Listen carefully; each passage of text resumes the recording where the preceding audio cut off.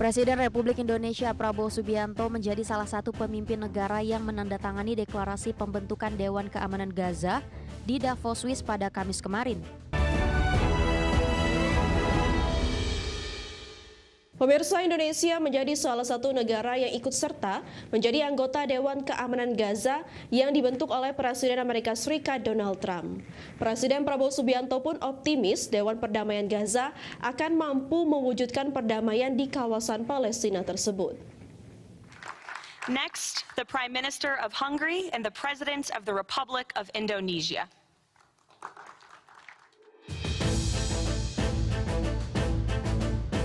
Presiden Republik Indonesia Prabowo Subianto menjadi salah satu pemimpin negara yang menandatangani deklarasi pembentukan Dewan Keamanan Gaza di Davos, Swiss pada Kamis kemarin. Penandatanganan piagam ini menandai dimulainya operasional Board of Peace sebagai badan internasional baru yang dibentuk oleh Amerika Serikat untuk mengawal proses transisi, stabilisasi, dan rekonstruksi Gaza pasca konflik. Presiden Prabowo Subianto mengklaim kesengsaraan warga Gaza Palestina kini sudah mereda. Kepala negara juga optimis perdamaian di Gaza bisa tercapai usai menandatangani piagam Dewan Perdamaian Gaza. Saya kira ini kesempatan bersejarah. Ini kesempatan bersejarah. Ini benar-benar peluang untuk mencapai perdamaian di Gaza. Yang jelas penderitaan rakyat Gaza sudah berkurang, sangat berkurang, ya, sangat berkurang.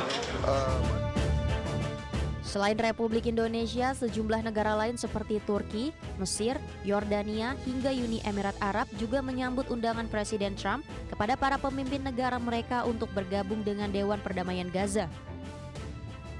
Para menteri luar negeri negara-negara tersebut melalui pernyataan bersama kembali menegaskan dukungan terhadap upaya perdamaian yang dipimpin Presiden Trump, serta menegaskan komitmen untuk mendukung pelaksanaan misi Dewan Perdamaian sebagai pemerintahan transisi. Berbagai sumber IDX Channel.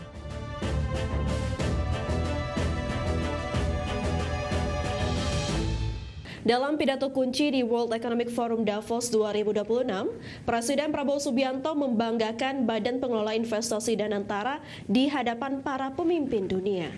Secara tegas, Presiden mengungkapkan Danantara sebagai energi untuk menggerakkan masa depan Indonesia.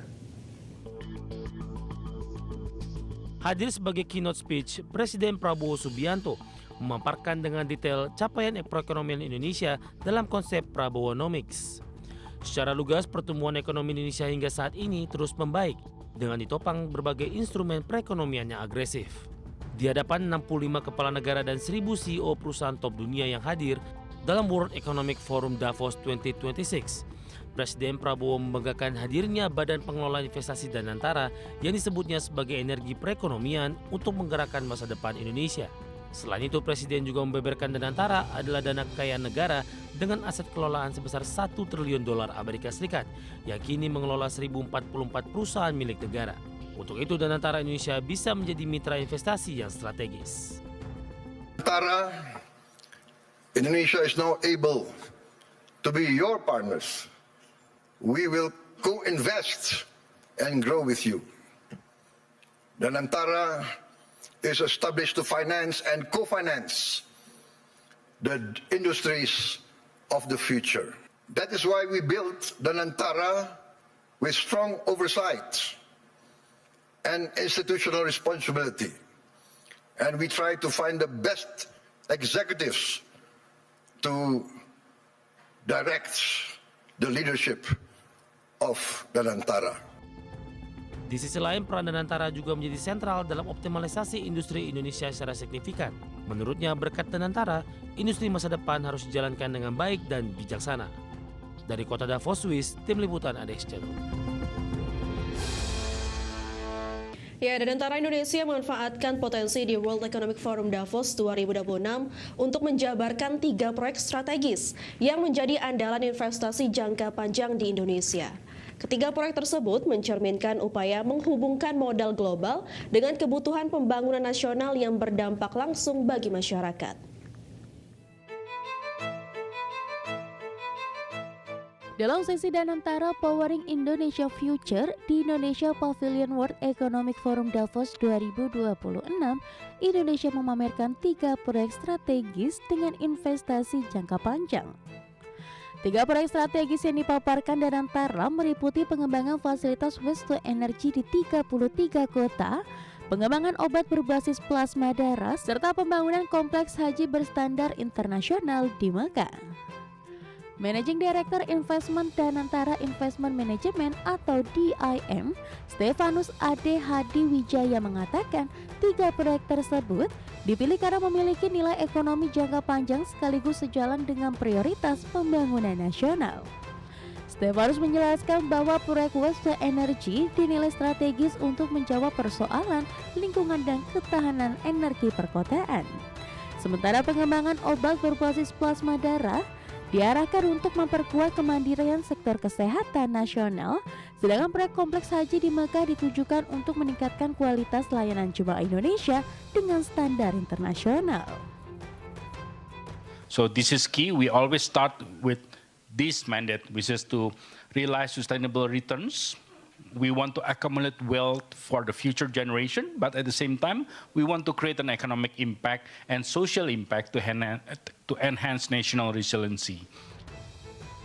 Dalam World Economic Forum Davos 2026 tersebut, kehadiran Danantara memperkuat posisi Indonesia sebagai tujuan investasi jangka panjang, sekaligus sebagai platform yang menjembatani modal global dengan agenda pembangunan nasional menuju Indonesia Emas 2045.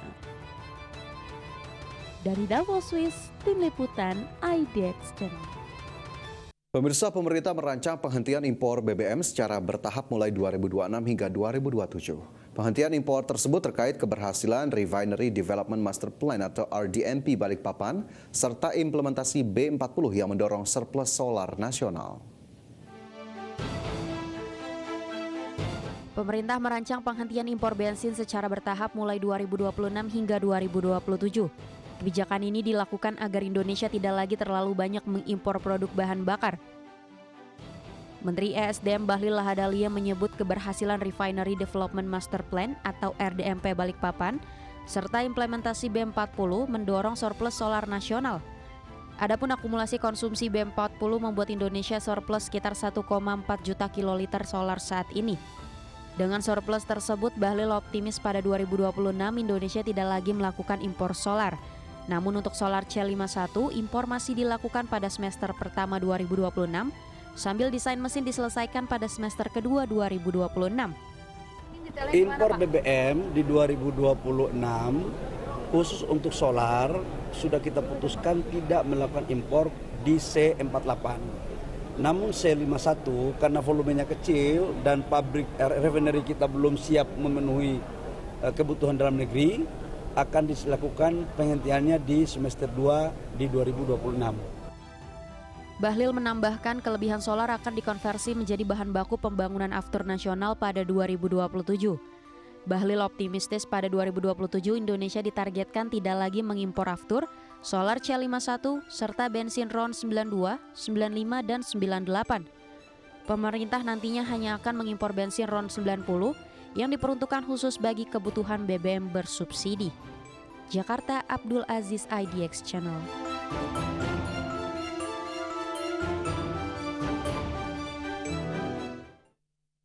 Pemirsa, Direktur Eksekutif Center of Energy and Resources Indonesia atau CERI, Yusri Usman menyoroti pernyataan Menteri SDM Bahlil Lahadalia yang tidak akan mengimpor solar pada tahun ini. Yusri menilai pernyataan Bahlil tersebut keliru lantaran Indonesia, khususnya Pertamina, memang sejak tahun 2018 sudah tidak lagi mengimpor solar sejak diberlakukan kebijakan mandatori B30. Adapun impor solar kembali terjadi usai kebakaran di RDMP Kilang Balikpapan, sehingga dibutuhkan waktu lama untuk memperbaiki kebakaran. Bahkan Yusri menyebutkan narasi tidak impor solar tahun ini tidak relevan dengan yang terjadi di lapangan. Bahkan dengan rencana mandatori B50 pada tahun ini diharapkan Indonesia mampu mencapai surplus solar. Meski demikian, ia masih menggarisbawahi Indonesia masih membutuhkan impor minyak mentah sebesar 1 juta barel per hari untuk menutupi kebutuhan dalam negeri. 2018 sudah nggak impor solar lagi karena itu udah masuk program mandatori B30. Nah, kalau kondisi kilang semua sehat, saya pikir malah dengan nanti ini jalan program B50 itu akan surplus solar. Surplus memang, ya kan? Jadi bukan seolah-olah kan ada kilang RDMP ini terus menjadi solar, lebih tidak. Sebetulnya solar itu sudah tahun 2018 kita sudah nggak impor solar, itu aja. Jadi agak keliru itu narasi yang dibangun oleh Menteri SDM. Ya kan, termasuk penghematan, katanya ada penghematan 58 triliun.